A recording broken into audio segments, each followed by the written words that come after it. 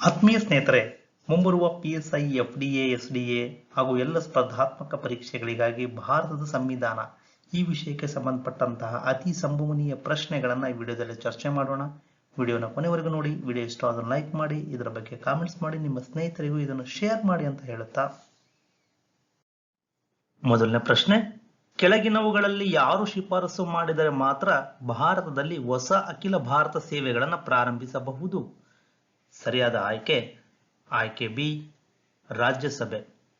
ಸಂವಿಧಾನದ 312ನೇ ವಿಧಿ ಪ್ರಕಾರ ರಾಜ್ಯಸಭೆ ರಾಷ್ಟ್ರದ ಹಿತಾಸಕ್ತಿ ದೃಷ್ಟಿಯಿಂದ 2/3 ಬಹುಮತದಿಂದ ಒಂದು ನಿರ್ಣಯವನ್ನು ಅಂಗೀಕರಿಸಿ ಹೊಸ ಅಖಿಲ ಭಾರತ ಸೇವೆಗಳನ್ನು ರಚಿಸುವಂತೆ ಸಂಸತ್ತಿಗೆ ಶಿಫಾರಸು ಮಾಡಬಹುದು. ಎರಡನೇ ಪ್ರಶ್ನೆ, ಭಾರತದ ಸಂವಿಧಾನದ ಪ್ರಕಾರ ಇವುಗಳಲ್ಲಿ ಯಾವುದು ನಾಗರಿಕರ ಮೂಲಭೂತ ಹಕ್ಕುಗಳ ಅಡಿಯಲ್ಲಿ ಬರುವುದಿಲ್ಲ? ಎ, ಸಮಾನತೆಯ ಹಕ್ಕು, ಬಿ, ಮಾಹಿತಿ ಹಕ್ಕು, ಸಿ, ಶೋಷಣೆ ವಿರುದ್ಧದ ಹಕ್ಕು, ಡಿ, ಧಾರ್ಮಿಕ ಸ್ವಾತಂತ್ರ್ಯದ ಹಕ್ಕು. ಸರಿಯಾದ ಆಯ್ಕೆ ಬಿ, ಮಾಹಿತಿ ಹಕ್ಕು. ಸಂವಿಧಾನದ 3ನೇ ಭಾಗದಲ್ಲಿ 6 ಮೂಲಭೂತ ಹಕ್ಕುಗಳಿವೆ. ಅವುಗಳೆಂದರೆ ಸಮಾನತೆಯ ಹಕ್ಕು, ಸ್ವಾತಂತ್ರ್ಯದ ಹಕ್ಕು, ಶೋಷಣೆ ವಿರುದ್ಧದ ಹಕ್ಕು, ಧಾರ್ಮಿಕ ಸ್ವಾತಂತ್ರ್ಯದ ಹಕ್ಕು, ಸಾಂಸ್ಕೃತಿಕ ಮತ್ತು ವಿದ್ಯಾಭ್ಯಾಸದ ಹಕ್ಕು, ಸಂವಿಧಾನ ಪರಿಹಾರದ ಹಕ್ಕು. ಮೂರನೇ ಪ್ರಶ್ನೆ, ಕೆಳಗಿನ ಯಾವ ಹೊಂದಾಣಿಕೆ ತಪ್ಪಾಗಿದೆ? ಎ, ಭೂ ಸುಧಾರಣೆ 9ನೇ ಅನುಸೂಚಿ, ಬಿ, ಭಾಷೆಗಳು 8ನೇ ಅನುಸೂಚಿ, ಸಿ, ಸಂವಿಧಾನಿಕ ಹುದ್ದೆಗಳು 5ನೇ ಅನುಸೂಚಿ, ಡಿ, ಪಂಚಾಯತ್ ರಾಜ್ 11ನೇ ಅನುಸೂಚಿ.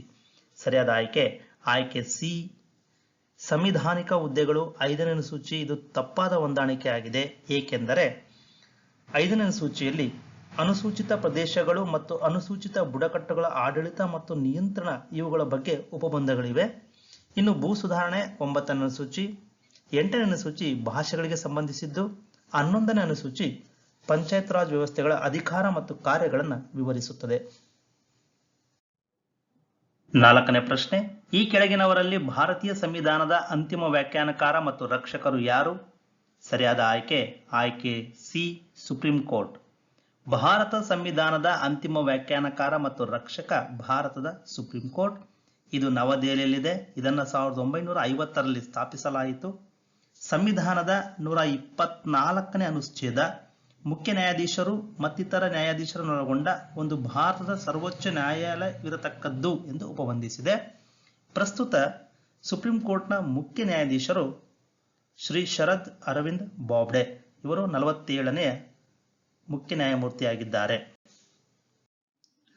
5ನೇ ಪ್ರಶ್ನೆ, ಭಾರತದ ಉಪರಾಷ್ಟ್ರಪತಿ ಚುನಾವಣೆಗೆ ಚುನಾಯಕ ಗಣದ ಸದಸ್ಯರು ಯಾರು? ಸರಿಯಾದ ಆಯ್ಕೆ ಎ, ಸಂಸತ್ತಿನ ಸದಸ್ಯರು ಮಾತ್ರ. ಸಂವಿಧಾನದ 66ನೇ ವಿಧಿ ಅದರ 1ನೇ ಉಪವಿಧಿ ಪ್ರಕಾರ ಉಪರಾಷ್ಟ್ರಪತಿಯವರನ್ನ ಸಂಸತ್ತಿನ 2 ಸದನಗಳ ಎಲ್ಲ ಸದಸ್ಯರು ಚುನಾಯಿಸುತ್ತಾರೆ. ಇವರನ್ನು ರಹಸ್ಯ ಮತದಾನದ ಮೂಲಕ ಏಕಮತವನ್ನು ವರ್ಗಾಯಿಸುವ ಪ್ರಮಾಣಾನುಗುಣ ಪದ್ಧತಿಗೆ ಅನುಗುಣವಾಗಿ ಚುನಾಯಿಸಲಾಗುತ್ತದೆ. 6ನೇ ಪ್ರಶ್ನೆ, ಕೆಳಗಿನ ಯಾವ ತಿಂಗಳಲ್ಲಿ ಕ್ವಾಮಿ ಏಕ್ತಾ ವಾರ ಅಥವಾ ರಾಷ್ಟ್ರೀಯ ಏಕೀಕರಣ ವಾರವನ್ನು ಪ್ರತಿ ವರ್ಷ ಆಚರಿಸಲಾಗುತ್ತದೆ? ಸರಿಯಾದ ಆಯ್ಕೆ ಬಿ, ನವೆಂಬರ್.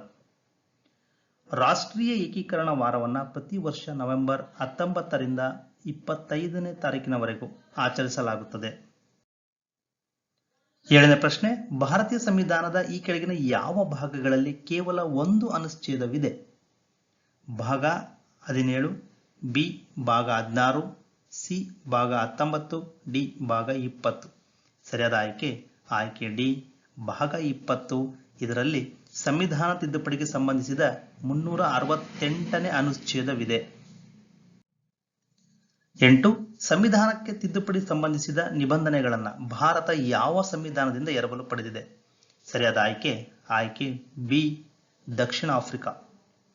ಭಾರತೀಯ ಸಂವಿಧಾನ ದಕ್ಷಿಣ ಆಫ್ರಿಕಾದಿಂದ 2 ವೈಶಿಷ್ಟ್ಯಗಳನ್ನು ಎರವಲು ಪಡೆದಿದೆ. ಮೊದಲನೇದಾಗಿ ಸಂವಿಧಾನ ತಿದ್ದುಪಡಿ, ಎರಡನೇದು ರಾಜ್ಯಸಭೆಯ ಸದಸ್ಯರನ್ನ ಆಯ್ಕೆ ಮಾಡುವ ವಿಧಾನ.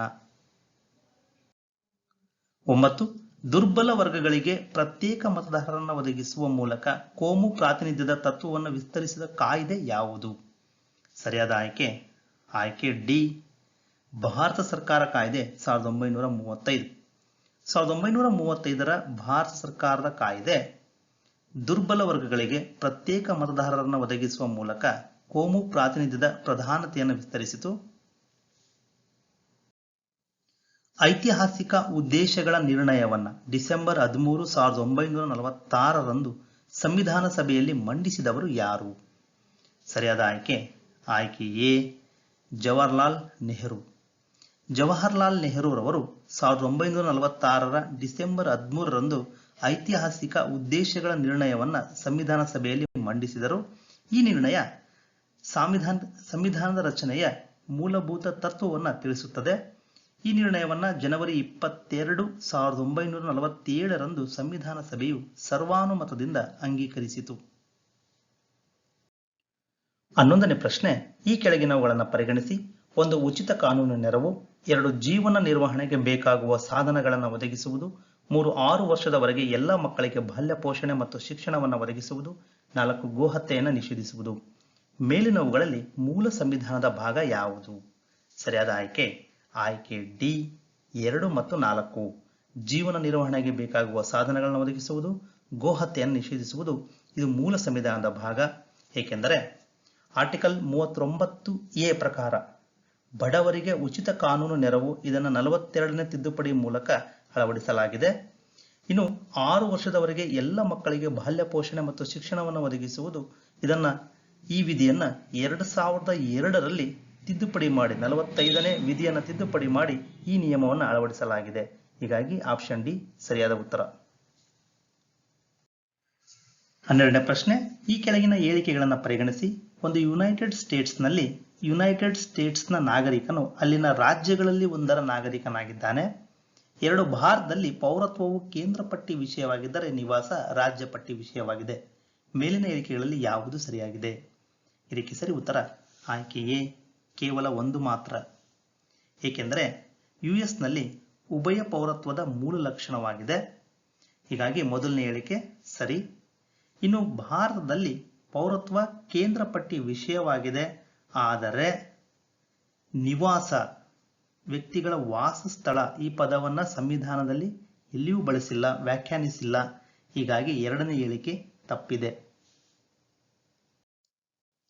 13. ಈ ಕೆಳಗಿನವರಲ್ಲಿ ಸಂಸತ್ತಿನ ಉಭಯ ಸದನಗಳ ಸದಸ್ಯತ್ವವಿಲ್ಲದಿದ್ದರೂ ಸಂಸತ್ತಿನಲ್ಲಿ ನಡೆಯುವ ಪ್ರಕ್ರಿಯೆಯಲ್ಲಿ ಭಾಗವಹಿಸುವ ಹಕ್ಕು ಯಾರಿಗೆ ನೀಡಲಾಗಿದೆ? 1. ಭಾರತದ ಅಟಾರ್ನಿ ಜನರಲ್. 2. ಭಾರತದ ಕಂಟ್ರೋಲರ್ ಮತ್ತು ಆಡಿಟರ್ ಜನರಲ್. 3. ಭಾರತದ ಸಾಲಿಸಿಟರ್ ಜನರಲ್. ಕೆಳಗೆ ನೀಡಲಾದ ಕೋಡ್ಗಳಿಂದ ಸರಿಯಾದ ಆಯ್ಕೆಯನ್ನು ಆರಿಸಿ. ಇದಕ್ಕೆ ಸರಿ ಉತ್ತರ ಆಯ್ಕೆ ಎ ಕೇವಲ ಒಂದು, ಅಂದ್ರೆ ಭಾರತದ ಅಟಾರ್ನಿ ಜನರಲ್. ಇವರು ಕ್ಯಾಬಿನೆಟ್ ಸದಸ್ಯರಲ್ಲದಿದ್ದರೂ ಸಂಸತ್ತಿನ ಉಭಯ ಸದನಗಳಲ್ಲಿ ಅಥವಾ ಅದರ ಯಾವುದೇ ಸಮಿತಿಯಲ್ಲಿ ಮಾತನಾಡುವ ಹಕ್ಕು ಅವರಿಗಿದೆ, ಆದರೆ ಮತದಾನದ ಹಕ್ಕು ಇಲ್ಲ. 14. ಭಾರತದಲ್ಲಿನ ಸಾಂವಿಧಾನಿಕ ತಿದ್ದುಪಡಿಗಳಿಗೆ ಸಂಬಂಧಿಸಿದಂತೆ ಈ ಕೆಳಗಿನ ಹೇಳಿಕೆಗಳನ್ನು ಪರಿಗಣಿಸಿ. 1. ಸಾಂವಿಧಾನಿಕ ತಿದ್ದುಪಡಿ ಮಸೂದೆಯು ಸದನದ ಒಟ್ಟು ಸದಸ್ಯತ್ವದ ಬಹುಮತವನ್ನು ಮತ್ತು ಸಂಸತ್ತಿನ ಪ್ರತಿ ಸದನದಲ್ಲಿ ಹಾಜರಿರುವ ಮತ್ತು ಮತ ಚಲಾಯಿಸುವ ಸದಸ್ಯರಲ್ಲಿ 2/3 ಕಡಿಮೆ ಇಲ್ಲದ ಬಹುಮತದಿಂದ ಅಂಗೀಕೃತವಾಗಬೇಕು. 2. ಇಂದಿರಾ ಗಾಂಧಿ ಆಡಳಿತದಲ್ಲಿ ಗರಿಷ್ಠ ಸಂಖ್ಯೆಯ ಸಾಂವಿಧಾನಿಕ ತಿದ್ದುಪಡಿಗಳನ್ನು ಅಂಗೀಕರಿಸಲಾಯಿತು. ಮೇಲಿನವುಗಳಲ್ಲಿ ಯಾವುದು ಸರಿಯಾಗಿದೆ? ಇದಕ್ಕೆ ಸರಿ ಉತ್ತರ ಆಯ್ಕೆ ಸಿ 1 ಮತ್ತು 2ನೇ ಹೇಳಿಕೆ ಎರಡೂ ಸರಿಯಾಗಿವೆ. ಏಕೆಂದರೆ ಇಂದಿರಾ ಗಾಂಧಿ ಆಡಳಿತದಲ್ಲಿ ಗರಿಷ್ಠ ಸಂಖ್ಯೆಯ ಸಾಂವಿಧಾನಿಕ ತಿದ್ದುಪಡಿಗಳನ್ನು ಅಂಗೀಕರಿಸಲಾಯಿತು. 1971ರಿಂದ 1977ರವರೆಗೆ ಇಂದಿರಾ ಗಾಂಧಿಯವರ ಸರ್ಕಾರವು ಒಟ್ಟು 19 ಸಾಂವಿಧಾನಿಕ ತಿದ್ದುಪಡಿಗಳನ್ನು ಅಂಗೀಕರಿಸಿತು. 15. ಈ ಕೆಳಗಿನ ಯಾವ ಹೇಳಿಕೆಗಳು ಭಾರತೀಯ ಸಂವಿಧಾನದ ನಿಬಂಧನೆಗಳಿಗೆ ಅನುಗುಣವಾಗಿರುತ್ತವೆ? 1. ರಾಜ್ಯಸಭೆಯ ಉಪಸಭಾಪತಿಯವರನ್ನ ಅದರ ಸದಸ್ಯರಿಂದ ಆಯ್ಕೆ ಮಾಡಲಾಗುತ್ತದೆ. 2. ರಾಜ್ಯಸಭೆಯ ನಾಮನಿರ್ದೇಶಿತ ಸದಸ್ಯರು ಭಾರತದ ಉಪರಾಷ್ಟ್ರಪತಿ ಚುನಾವಣೆಯಲ್ಲಿ ಮತ ಚಲಾಯಿಸಲು ಅರ್ಹರಾಗಿದ್ದಾರೆ. 3. ರಾಜ್ಯಸಭೆಯ ಸದಸ್ಯರಾಗಿರುವ ಸಚಿವರನ್ನ ರಾಜ್ಯಸಭೆಯ ಸದನದ ನಾಯಕರಾಗಿ ಪ್ರಧಾನಿ ನಾಮನಿರ್ದೇಶನ ಮಾಡುತ್ತಾರೆ. ಕೆಳಗೆ ನೀಡಲಾದ ಕೋಡ್ಗಳಿಂದ ಸರಿಯಾದ ಆಯ್ಕೆಯನ್ನು ಆರಿಸಿ. ಇದಕ್ಕೆ ಸರಿ ಉತ್ತರ ಆಯ್ಕೆ ಡಿ 1, 2 ಮತ್ತು 3 ಸರಿಯಾದ ಹೇಳಿಕೆಗಳೇ. ಇಲ್ಲಿ ನೀಡಿರ್ತಕ್ಕಂಥ ಎಲ್ಲ ಹೇಳಿಕೆಗಳು ಸರಿಯಾಗಿವೆ. ಸದನದಲ್ಲಿ ಅಧಿಕೃತ ವ್ಯವಹಾರದ ಕಾರ್ಯಕ್ರಮವನ್ನು ರೂಪಿಸುವಲ್ಲಿ ಸದನದ ನಾಯಕ ಪ್ರಮುಖ ಪಾತ್ರ ವಹಿಸುತ್ತಾನೆ. ಪ್ರಧಾನಮಂತ್ರಿಯವರು ರಾಜ್ಯಸಭೆ ಸದಸ್ಯರಾಗಿರುವ ಸಚಿವರನ್ನ ಸದನದ ನಾಯಕರಾಗಿ ನಾಮಕರಣ ಮಾಡುತ್ತಾರೆ. ಆದರೆ ಪ್ರಧಾನಮಂತ್ರಿಯೇ ರಾಜ್ಯಸಭೆಯ ಸದಸ್ಯರಾಗಿದ್ದರೆ ಅವರು ಸದನದ ನಾಯಕರಾಗಿ ಕಾರ್ಯನಿರ್ವಹಿಸುತ್ತಾರೆ. 16. ರಾಷ್ಟ್ರೀಯ ವಿಪತ್ತು ನಿರ್ವಹಣಾ ಪ್ರಾಧಿಕಾರ NDMA ಕುರಿತು ಈ ಕೆಳಗಿನ ಹೇಳಿಕೆಗಳನ್ನು ಪರಿಗಣಿಸಿ. ಒಂದು, ಗೃಹ ಸಚಿವಾಲಯದ ಒಂದು ಸಂಸ್ಥೆ. 2, ಪ್ರಧಾನಮಂತ್ರಿ ರಾಷ್ಟ್ರೀಯ ವಿಪತ್ತು ನಿರ್ವಹಣಾ ಪ್ರಾಧಿಕಾರದ ಪದವಿ ನಿಮಿತ್ತ ಅಧ್ಯಕ್ಷರಾಗಿರುತ್ತಾರೆ. ಮೇಲಿನ ಯಾವ ಹೇಳಿಕೆಗಳು ಸರಿಯಾಗಿದೆ ಅಥವಾ ಸರಿಯಾಗಿವೆ? ಇದಕ್ಕೆ ಸರಿ ಉತ್ತರ ಆಯ್ಕೆ ಸಿ 1 ಮತ್ತು 2 ಎರಡೂ ಹೇಳಿಕೆಗಳು ಸರಿ. ರಾಷ್ಟ್ರೀಯ ವಿಪತ್ತು ನಿರ್ವಹಣಾ ಪ್ರಾಧಿಕಾರ ಗೃಹ ಸಚಿವಾಲಯದ ಒಂದು ಏಜೆನ್ಸಿ ಆಗಿದ್ದು, ಇದರ ಪ್ರಾಥಮಿಕ ಉದ್ದೇಶ ನೈಸರ್ಗಿಕ ಅಥವಾ ಮಾನವ ನಿರ್ಮಿತ ವಿಪತ್ತುಗಳಿಗೆ ಪ್ರತಿಕ್ರಿಯೆಯನ್ನು ಸಂಘಟಿಸುವುದು, ವಿಪತ್ತಿನ ಪ್ರತಿಕ್ರಿಯೆಯಲ್ಲಿ ಸಾಮರ್ಥ್ಯವನ್ನು ಹೆಚ್ಚಿಸುವುದು. ಪ್ರಧಾನಮಂತ್ರಿಯವರು ಇದರ ಪದವಿ ನಿಮಿತ್ತ ಅಧ್ಯಕ್ಷರಾಗಿರುತ್ತಾರೆ. 17. ಈ ಕೆಳಗಿನ ನ್ಯಾಯವ್ಯಾಪ್ತಿಗಳನ್ನು ಪರಿಗಣಿಸಿ. 1, ಮೂಲ ನ್ಯಾಯವ್ಯಾಪ್ತಿ. 2, ರಿಟ್ ನ್ಯಾಯವ್ಯಾಪ್ತಿ. 3, ಸಲಹಾ ನ್ಯಾಯವ್ಯಾಪ್ತಿ. ಮೇಲಿನ ಯಾವುದನ್ನು ಭಾರತದ ಹೈಕೋರ್ಟ್ಗಳು ನಿರ್ವಹಿಸುತ್ತವೆ? ಇದಕ್ಕೆ ಸರಿ ಉತ್ತರ ಆಯ್ಕೆ ಎ 1 ಮತ್ತು 2 ಮಾತ್ರ. ಸಲಹಾ ನ್ಯಾಯವ್ಯಾಪ್ತಿಯನ್ನು ಸುಪ್ರೀಂ ಕೋರ್ಟ್ ಮಾತ್ರ ನಿರ್ವಹಿಸುತ್ತದೆ. ಭಾರತದ ರಾಷ್ಟ್ರಪತಿಗಳು ಸುಪ್ರೀಂ ಕೋರ್ಟ್ನಿಂದ ಸಲಹೆಯನ್ನ ಕೇಳಿದರೆ ಸುಪ್ರೀಂ ಕೋರ್ಟ್ ರಾಷ್ಟ್ರಪತಿಯವರಿಗೆ ಸಲಹೆಯನ್ನು ನೀಡುತ್ತದೆ. ಹೈಕೋರ್ಟ್ ಅದರ ನ್ಯಾಯವ್ಯಾಪ್ತಿ ಮತ್ತು ಅಧಿಕಾರಗಳೆಂದರೆ 1, ಮೂಲ ನ್ಯಾಯವ್ಯಾಪ್ತಿ. 2, ರಿಟ್ ನ್ಯಾಯವ್ಯಾಪ್ತಿ. 3, ಮೇಲ್ಮನವಿ ನ್ಯಾಯವ್ಯಾಪ್ತಿ. ಮೇಲ್ವಿಚಾರಣಾ ನ್ಯಾಯವ್ಯಾಪ್ತಿ. ಅಧೀನ ನ್ಯಾಯಾಲಯಗಳ ಮೇಲೆ ನಿಯಂತ್ರಣ. ದಾಖಲೆಯ ನ್ಯಾಯಾಲಯ. ನ್ಯಾಯಾಂಗ ಪರಿಶೀಲನೆ ಅಧಿಕಾರ. ಇದು ಸಲಹಾ ಕಾರ್ಯಗಳನ್ನು ಹೊಂದಿದೆ, ಆದರೆ ಅದನ್ನು ಸಲಹಾ ನ್ಯಾಯವ್ಯಾಪ್ತಿ ಎಂದು ಕರೆಯಲಾಗುವುದಿಲ್ಲ. 18. GST ಕೌನ್ಸಿಲ್ ಇವರನ್ನು ಒಳಗೊಂಡಿದೆ. 1, ಪ್ರಧಾನಿ. 2, ಕೇಂದ್ರ ಹಣಕಾಸು ಸಚಿವ. 3, ಕೇಂದ್ರ ಕಂದಾಯ ಅಥವಾ ಹಣಕಾಸು ರಾಜ್ಯ ಉಸ್ತುವಾರಿ ಸಚಿವರು. 4, ರಾಜ್ಯ ಹಣಕಾಸು ಮಂತ್ರಿಗಳು. ಕೆಳಗೆ ನೀಡಲಾದ ಕೋಡ್ಗಳಿಂದ ಸರಿಯಾದ ಆಯ್ಕೆಯನ್ನು ಆರಿಸಿ. ಇದಕ್ಕೆ ಸರಿ ಉತ್ತರ ಆಯ್ಕೆ ಬಿ 2, 3 ಮತ್ತು 4. GST ಕೌನ್ಸಿಲ್ ಇದರಲ್ಲಿ ಕೇಂದ್ರ ಹಣಕಾಸು ಸಚಿವರು ಇದರ ಚೇರ್ಪರ್ಸನ್ ಆಗಿರ್ತಾರೆ. Union minister of state in charge of revenue or finance ಅದರ ಸದಸ್ಯರಾಗಿರುತ್ತಾರೆ. ಮತ್ತೆ ಎಲ್ಲ ರಾಜ್ಯಗಳ ಹಣಕಾಸು ಮಂತ್ರಿಗಳು ಇದರ ಸದಸ್ಯರಾಗಿರುತ್ತಾರೆ. 19. ಸ್ವತಂತ್ರ ಭಾರತದ ಮೊದಲ ಗವರ್ನರ್ ಜನರಲ್ ಯಾರು? ಸ್ವತಂತ್ರ ಭಾರತದ ಮೊದಲ governor general lord Mount Patton. 20. Presidency ನಿಗಮಗಳು, ಚೇಂಬರ್ ಆಫ್ ಕಾಮರ್ಸ್, ವಿಶ್ವವಿದ್ಯಾಲಯಗಳು ಮತ್ತು ಜಮೀನ್ದಾರರಿಗೆ ಪ್ರತ್ಯೇಕ ಪ್ರಾತಿನಿಧ್ಯತೆಯನ್ನು ಯಾವ ಕಾಯ್ದೆ ಒದಗಿಸಿತ್ತು? ಸರಿಯಾದ ಆಯ್ಕೆ ಎ ಇಂಡಿಯನ್ ಕೌನ್ಸಿಲ್ ಆಕ್ಟ್ 1909.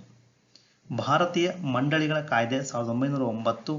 ಇದು ಪ್ರೆಸಿಡೆನ್ಸಿ, ಕಾರ್ಪೊರೇಷನ್ಸ್ಗಳಿಗೆ, ಚೇಂಬರ್ ಆಫ್ ಕಾಮರ್ಸ್, ವಿಶ್ವವಿದ್ಯಾಲಯ ಮತ್ತು ಜಮೀನ್ದಾರರಿಗೆ ಪ್ರತ್ಯೇಕ ಪ್ರಾತಿನಿಧ್ಯತೆಯನ್ನು ಒದಗಿಸಿತ್ತು. ಮುಸ್ಲಿಮರಿಗೂ ಸಹಿತ ಪ್ರತ್ಯೇಕ ಮತದಾರರ ವ್ಯವಸ್ಥೆಗೆ ಅವಕಾಶ ನೀಡಿತ್ತು.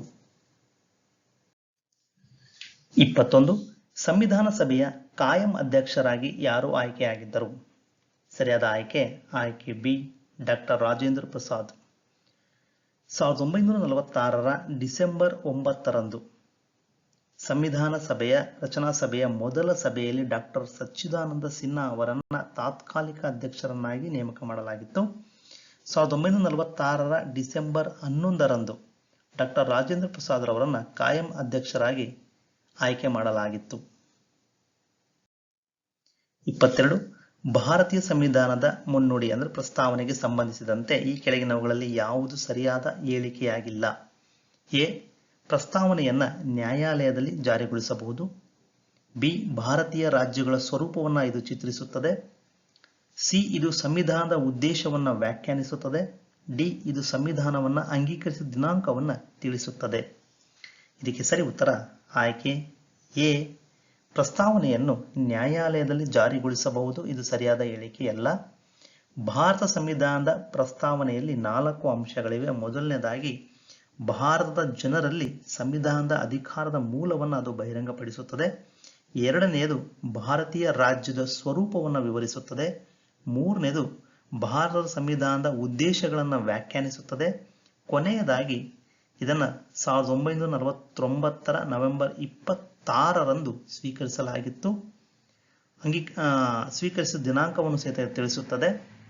ಆದರೆ ಪ್ರಸ್ತಾವನೆಯನ್ನು ನ್ಯಾಯಾಲಯದಲ್ಲಿ ಜಾರಿಗೊಳಿಸಲಾಗುವುದಿಲ್ಲ. 23 ರಾಜ್ಯಗಳ ಪುನರ್ ವಿಂಗಡಣೆಗಾಗಿ ಸಂಸತ್ತಿನಲ್ಲಿ ಮಸೂದೆಯನ್ನು ಪರಿಚಯಿಸಲು ಯಾರ ಪೂರ್ವ ಅನುಮತಿ ಬೇಕು? ಸರಿಯಾದ ಆಯ್ಕೆ ಸಿ, ಭಾರತದ ರಾಷ್ಟ್ರಪತಿ. ಭಾರತದ ರಾಷ್ಟ್ರಪತಿಯವರ ಪೂರ್ವಾನುಮತಿಯೊಂದಿಗೆ ಮಾತ್ರ ಸಂಸತ್ತಿನಲ್ಲಿ ರಾಜ್ಯಗಳ ಪುನರ್ ವಿಂಗಡಣೆಯ ಮಸೂದೆಯನ್ನು ಪರಿಚಯಿಸಬಹುದು. 24 ಈ ಕೆಳಗಿನವುಗಳಲ್ಲಿ ಯಾವುದು ವಿದೇಶಿಯರಿಗೆ ಮತ್ತು ಭಾರತೀಯರಿಗೆ ಲಭ್ಯವಿದೆ? ಎ, ಧರ್ಮ, ಜನಾಂಗ, ಜಾತಿ, ಲಿಂಗ ಅಥವಾ ಹುಟ್ಟಿದ ಸ್ಥಳದ ಆಧಾರದ ಮೇಲೆ ತಾರತಮ್ಯದ ವಿರುದ್ಧದ ಹಕ್ಕು. ಸಾರ್ವಜನಿಕ ಉದ್ಯೋಗದ ವಿಷಯದಲ್ಲಿ ಅವಕಾಶದ ಸಮಾನತೆ ಹಕ್ಕು. 3 ಜೀವ ಮತ್ತು ವೈಯಕ್ತಿಕ ಆಸ್ತಿಯ ರಕ್ಷಣೆ. ಡಿ, ಅಲ್ಪಸಂಖ್ಯಾತರ ಭಾಷೆ ಲಿಪಿಗಳ ರಕ್ಷಣೆ. ಸರಿಯಾದ ಆಯ್ಕೆ ಸಿ, ಜೀವನದ ಹಕ್ಕು ಮತ್ತು ವೈಯಕ್ತಿಕ ಆಸ್ತಿಯ ರಕ್ಷಣೆ. ಇದು ವಿದೇಶಿಯರು ಮತ್ತು ಭಾರತೀಯರಿಗೆ ಲಭ್ಯವಿರತಕ್ಕಂತಹ ಮೂಲಭೂತ ಹಕ್ಕಾಗಿದೆ. 25 ಕಾರ್ಖಾನೆಗಳು ಮತ್ತು ಅಪಾಯಕಾರಿ ಕೈಗಾರಿಕೆಗಳಲ್ಲಿ ಮಕ್ಕಳ ಉದ್ಯೋಗವನ್ನು ಈ ಕೆಳಗಿನ ಯಾವ ಅನುಚ್ಛೇದ ನಿಷೇಧಿಸುತ್ತದೆ? ಸರಿಯಾದ ಆಯ್ಕೆ ಸಿ, ಅನುಚ್ಛೇದ 24. ಆತ್ಮೀಯರೇ, ಇದುವರೆಗೆ ಈ ವಿಡಿಯೋ ನೋಡೋದಕ್ಕಾಗಿ ಧನ್ಯವಾದಗಳು. ಮತ್ತೆ ಮುಂದಿನ ವಿಡಿಯೋದೊಂದಿಗೆ ಭೇಟಿಯಾಗೋಣ. ಮತ್ತೊಮ್ಮೆ ಧನ್ಯವಾದಗಳು.